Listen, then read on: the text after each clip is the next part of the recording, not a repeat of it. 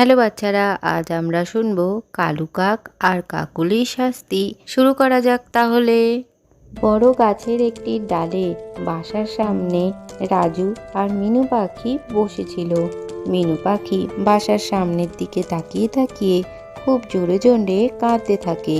এ কি হলো আমার রাজু, আমার বাসার সমস্ত খাবার আর আমার ছোট ছানাটাকেও কেউ এখান থেকে ধরে নিয়ে গেছে।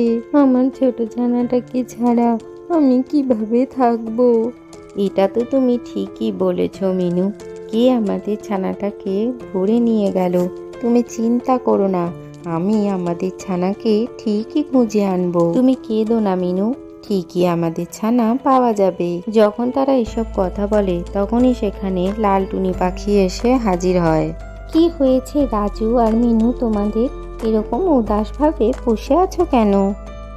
দেখো না লালটুনি পাখি, আমার বাসা থেকে আমার ছোট ছানাটাকে নিয়ে চলে গেছে, আর তার সাথে আমাদের রাখা সমস্ত খাবারও নিয়ে গেছে। তোমরা চিন্তা করো না, তোমাদের বাচ্চাকে খুঁজে দিতে আমিও সাহায্য করব। সেই জঙ্গলে বাস করত দুষ্টু কালু কাক আর তার বউ কাকুলি। তারা অন্যের ক্ষতি করতে, অন্যের খাবার ছিনিয়ে নিতে খুব ভালোবাসতো। শোনো কালু, তুমি যে মিনু ছানাটাকে এখানে ধরে এনেছো, তা কেউ দেখতে পায়নি তো?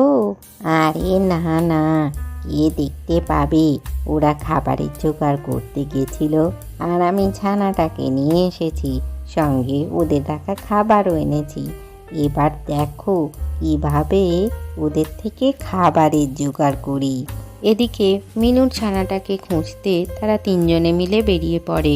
তারা আকাশে অনেক দূর দূর পর্যন্ত উঠতে থাকে আর জঙ্গলের চারিদিকে দেখে।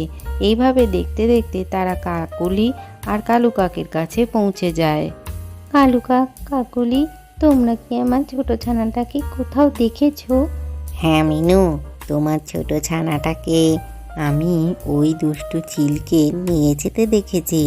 আমরা দুজনেই অনেক বাধা দেওয়ার চেষ্টা করেছি, কিন্তু ওর সাথে পেরে উঠিনি। তবে তুমি যদি আমাদের 2 বস্তা খাবারের জোগাড় করে দিতে পারো, তাহলে আমরা ওই চিলের কাছ থেকে তোমার ছানাকে ছাড়িয়ে আনতে পারি। হ্যাঁ হ্যাঁ কালু কাক, আমি তোমাদের জন্য 2 বস্তা খাবারের জোগাড় করে দেব, তোমরা আমার ছানাটাকে ছাড়িয়ে এনে দাও। এরপর রাজু আর মিনু মিলে তাদের জন্য 2 বস্তা খাবারের জোগাড় করে আনে। খাবার দেখে তো কালু কাক আর কাকলি খুবই খুশি হয়ে যায়। খাবারটা তারা তাদেরকে দিতে যাবে, এমন সময় তাদের ঘর থেকে মিনুর ছোট ছানাটির আওয়াজ ভেসে আসে।